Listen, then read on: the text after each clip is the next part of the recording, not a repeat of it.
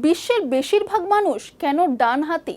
এই প্রশ্নের উত্তর খুঁজতে গবেষণায় উঠে এসেছে বিবর্তন, মস্তিষ্কের গঠন আর সামাজিক প্রভাবের কথা।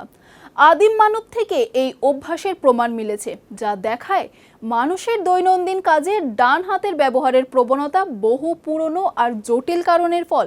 চলুন তাহলে এই সংক্রান্ত আরও তথ্য দেখে নেওয়া যাক বিস্তারিত।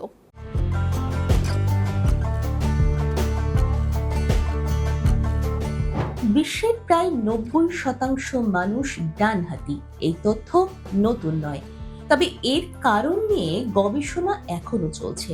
বিজ্ঞানীরা বলছেন মানুষের ডান হাতে কাজ করার অভ্যাস বহু পুরনো এবং এর শিকড় রয়েছে বিবর্তন, মস্তিষ্কের গঠন ও সামাজিক আচরণের মধ্যে। গবেষণায় দেখা গেছে প্রাচীন মানব প্রজাতির মধ্যেও ডানহাতি প্রবণতা ছিল। হোমো ইরেক্টাসের আগের হোমিনিনরাও পাথরের যন্ত্র বানাতে ডান হাত ব্যবহার করত। প্রায় 26 লক্ষ বছর আগের এই প্রমাণ প্রত্নতত্ত্ববিদদের কাছে খুবই গুরুত্বপূর্ণ। এছাড়া নিয়ানডার্থালদের দাঁতে পাওয়া দাগ থেকেও বোঝা যায় তারা ডান হাতেই বেশি কাজ করত।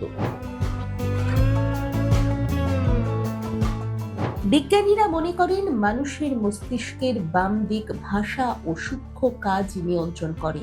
এই অংশই শরীরের ডান দিক নিয়ন্ত্রণ করে, তাই স্বাভাবিকভাবেই ডান হাত বেশি দক্ষ হয়ে ওঠে। কথা বলা, লেখা বা সূক্ষ্ম কাজের ক্ষেত্রে ডান হাত বেশি ব্যবহার করা হয়। এছাড়া বিবর্তনের দিক থেকেও ডানহাতি হওয়া সুবিধাজনক বলে মনে করা হয়। একটি প্রধান হাত থাকলে জটিল কাজ সহজ হয়, অন্য হাত সহায়তা করে। এই অভ্যাস বহু প্রজন্ম ধরেই চলে এসেছে। আরও একটি কারণ হলো সামাজিক প্রভাব। মানুষ অনুকরণ করতে ভালোবাসে। ছোটবেলা থেকে বেশিরভাগ মানুষকে ডান হাতে কাজ করতে দেখে শিশুরাও সেই অভ্যাস গ্রহণ করে।